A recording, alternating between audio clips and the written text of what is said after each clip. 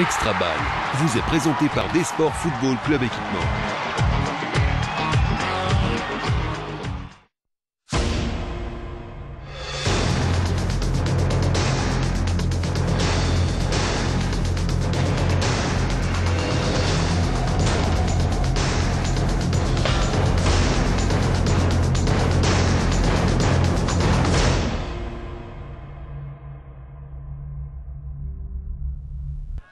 Au sommaire ce soir dans Extra Ball, beaucoup de foot et beaucoup de buts. On annonce la couleur. En deuxième provinciale B, on ira faire un petit tour du côté du derby dinantais entre Lizontine et Dinan. En promotion D, place à la rencontre importante en vue du maintien entre Ciney et Anu.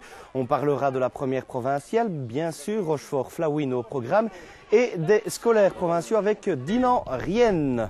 Voilà pour le programme. Bonsoir à toutes et à tous. Très heureux de vous retrouver pour un nouveau numéro d'Extra Ball. Comme souvent, nous commençons par le ballon rond, le football bien évidemment. Deuxième provinciale B, c'était le derby dinantais hier soir du côté de Loyers entre Lizognetine et Dinan. Lizogne-Dinan, c'est notre match du jour.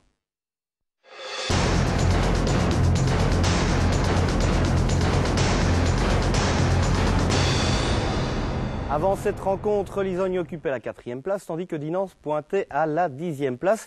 Voici le compte rendu avec ces images de Jean-Philippe Fievet. Derby très important, voire même un petit peu historique pour les deux clubs. Cela fait très longtemps qu'ils n'ont plus joué l'un contre l'autre. Match de P2B. Lizognetine accueille Dinan. Dinan avec pas mal d'absents, dont Romain Berger et Colo. Alors que Lizognetine, on est plus ou moins complet. Sinon, la blessure de Gilles Claren. Pour Dinan, la victoire est impérative pour remonter au classement. Et Lizognetine peut profiter d'un bon coup à jouer, car il y a en parallèle de ce match ce week-end le match entre Pêche et Philippeville. Le corner joue directement à la Rémoise avec le petit crochet, va pouvoir frapper, ça passe au-dessus du goal et un petit peu à côté maintenant. C'était un tir de pont, sa première occasion dans ce match alors qu'on joue depuis 4 minutes. De l'air qui donne bien à Claren, qui amène le ballon, le petit crochet pour Tripno qui se retourne bien, qui redonne à Claren, la frappe, elle est belle, mais pas assez puissante pour inquiéter Blémont. Et Lizogne qui revient bien dans le match, qui rentre seulement dans le match après le quart d'heure difficile qu'il a connu avec une pression des Dinantais.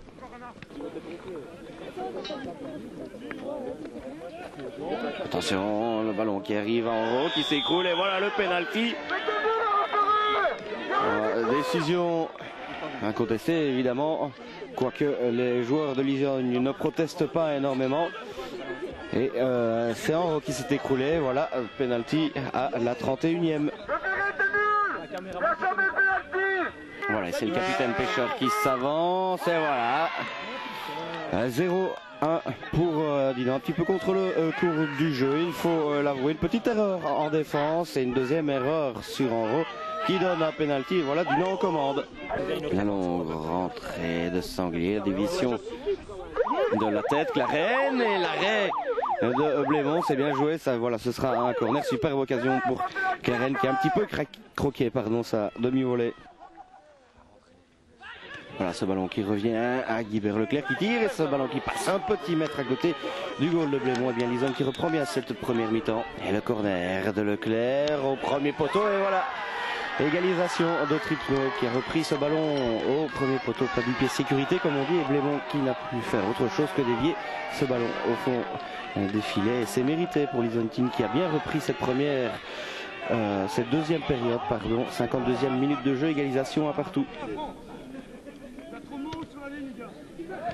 Claren qui récupère, il laisse à Rosier, la petite passe, c'est bien joué, il s'écroule et voilà le penalty. Penalty sur Sanglier qui avait pris le ballon et qui s'est fait sécher par Denemostier. Et bien voilà, Lizognetine qui a l'occasion maintenant de reprendre le commandement et deuxième carte jaune pour Denemostier. Ça veut dire que Dinan terminera ce match à 10 alors que nous jouons depuis 62 minutes. C'est Guibert Leclerc qui s'avance et qui marque. Voilà, Lizognetine au commandement. 2-1 par Guibert Leclerc, on va le dire et ça ne va pas lui faire plaisir. Le petit frère de Damien Leclerc a encore marqué. Chaque fois qu'on vient, il marque. La longue rentrée, on cherche une nouvelle fois la déviation. On l'a eu avec Dashley. Et voilà, Jean Tous, Kevin Dashley Lancin, Sinassien qui donne de l'air à Liesonting. 3-1 suite à une rentrée. Il y en a eu de nombreuses des longues rentrées avec cette déviation au premier poteau et Kevin Daché qui était celui qui a pu battre Blémont une nouvelle fois à 3-1. Dégagement Blémont. La déviation de la tête. Otias qui dégage en cloche. Ouais, une mauvaise entente avec Sanglier qui va pouvoir tenter de shotter. C'est dévié par Blémont. Et manque de communication dans la défense de Dinan. Poncin, qu'est-ce qu'il va faire? Il tente de rentrer dans le jeu, il va frapper. Poncin, elle est belle et elle lèche la latte. Ce sera un corner, elle a été déviée.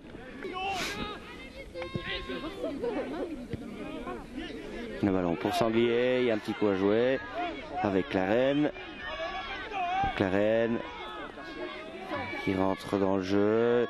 Il donne à Tripno qui fait le petit dribble. Clarène à nouveau qui rentre dans le jeu. Clarène avec Dashley qui frappe. Elle est superbe, elle passe de peu à côté du goal de Blémont. On atteint la fin du match et il s'en est fallu de peu pour voir un nouveau goal de la part de Liesonting. Clarène qui récupère le ballon. Clarène en profondeur en direction de Delair. Il va vite Delair. Delair toujours qui déborde bien. Delair, qu'est-ce qu'il va faire? Le centre en retrait. Et voilà un goal de plus de la part de Damien Bakken. Mais c'est Thomas Delair, si je ne me trompe, qui a fait vraiment l'essentiel du boulot. Les petites ouvertures de Clarène et Delair qui fait parler ça à pointe de vitesse. Petit centre en retrait mortel. Et voilà pour faire 4-1. Dinan en a vraiment plein les godasses. Là on fait tourner du côté de Lisogne. Et voilà, c'est la fin du match. Victoire amplement méritée de Liesonting, une victoire qui s'est dessinée surtout en deuxième mi-temps. Les rouges et blancs n'ont pas laissé voix au chapitre à Dinan dans cette seconde période. Dinan inexistant et Liesonting irrésistible dans cette seconde période. Score final Liesonting 4, Dinan 1. On avait dit au début de match, on avait pas un peu peur des 20 premières minutes de se faire enfoncer, on avait très bien passé ce cap-là. Et puis on a redémarré à la deuxième mi-temps, on savait bien qu'eux, ils jouent la tête. Et, nous on venait ici pour essayer au moins d'accrocher un petit quelque chose.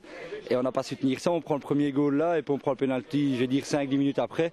Et là ça coupe bois et jambes et puis on n'arrive pas à relever la tête, quoi. Il y avait Pêche Philippeville mais il y a aussi Biem, je pense, qui avait un match assez important.